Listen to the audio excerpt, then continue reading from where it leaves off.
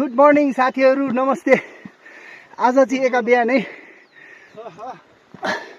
यो अर्धखाँचीमा रहेको सुपा देउराली माताको दर्शन गर्न आइपुग्यो र तपाईहरुलाई अस्ति मैले भिडियोमा चाहिँ माथिसम्म देखाएको थिइनँ। आज चाहिँ म माथि नै चढेर जुन लाउरे टाँसिएको भन्ने भिर छ त्यो भिरको नजिकै पुगेर तपाईहरुलाई म त्यहाँको दृश्य देखाउने छु। हेर्दै गर्नु होला है त। यहाँ चाहिँ एकदम खुड्किलो छ, चढ्न गाह्रो छ हैन। अब हेर्नु होला है। यहाँ त सर्लकै थकित बनाउने रहेछ। तलबाट आउन त त्यही हो, 5 मिनट जति मात्रै हो बाटो। सिँढी नै सिँढी भएको बाटो हुनाले अलिकति हिँडाइमा अप्ठ्यारो छ। यो बाटो चाहिँ यस्तै छ।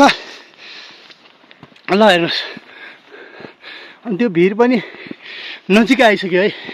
आउनु चाहिँ हामी यहीँबाट तपाईहरुलाई यो गेटको छेउबाट म भिडियो देखाउँछु। धेरै कठिनाइ पर्ने जुन यो सिँढी हुन्छ नि, यो सिँढी छ क्या। यो सिँढी चढ्दा चाहिँ गाह्रो हुने हो क्या। सिँढी नै सिँढी छ, त्यही भएर गाह्रो छ अत्यन्तै यहाँनिर। ल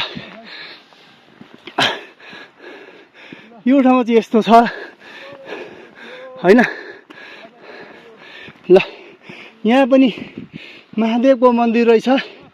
अनि ओहो, जुन हामीले भित्तामा टाँसिएको लाउरे भनेको थियौँ नि, त्यो उहाँको जुन शालिग चाहिँ यहाँ बनाएको रहेछ। आज चाहिँ यो शालिग प्रत्यक्ष तपाईहरुलाई मैले देखाउनु पाउँदा अत्यन्तै खुसी लागेको छ। हेर्नु होला, उहाँ नै हो त्यो लाउरे।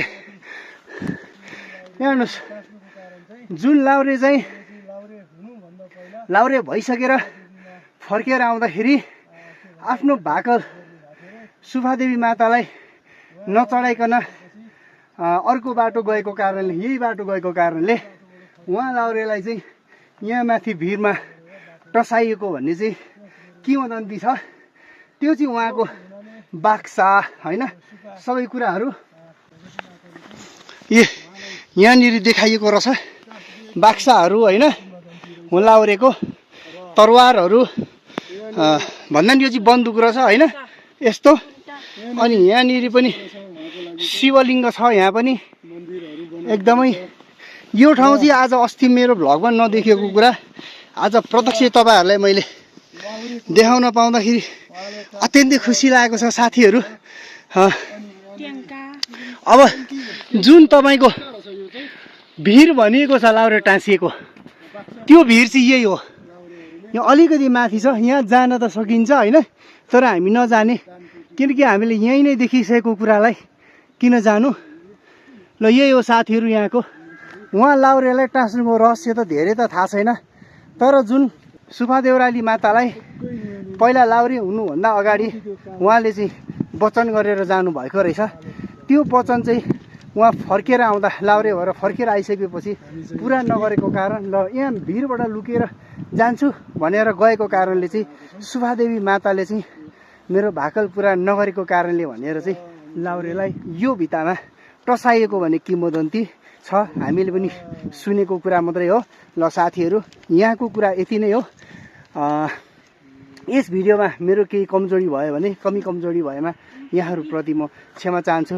तपाईहरुले पनि यो विषयमा तल एड गर्नु सक्नुहुनेछ। ल यहाँ चाहिँ हाम्रो भाउजू लाउरे जुन टसाएको भिरमा चाहिँ यसरी आफ्नो चाहिँ नि दानपेटिकामा चाहिँ यसो उहाँले चाहिँ केही गर्नुभएको छ। यहाँ दाइ यहाँनिर फेरि भाउजूको भिडियो गर्दै हुनुहुन्छ। यहाँनिर दाइलाई यो लाउरे टसाउने भिरमा कस्तो लाग्यो? ठिक छ नि दाइ? अत्यन्तै यो किंवदन्ती अनुसार चाहिँ भाउजूलाई यहाँ माथिसम्म आउँदाखेरि कस्तो भयो भन्नुहोस् त? सुफादेवी माताको चाहिँ एकदमै राम्रै भयो। बिहान मर्निङ वक हिँडेको भन्दा त्यो त हार्ड होइन? हारै हो त्यो। है ल हार्ड भयो सही भयो ल साथीहरू यहाँहरू सबैलाई विशेष धन्यवाद। यो भिडियो चाहिँ तपाईँहरूले अन्तिमसम्म हेरिदिनु भयो त्यसको लागि म एकदम धन्यवाद व्यक्त गर्दछु र मेरो युट्युब च्यानललाई पनि एकदम सब्सक्राइब गरिदिनु होला, लाइक कमेन्ट सेयर गर्न नभुल्नु होला। थ्याङ्क यू सो मच है त गाइस।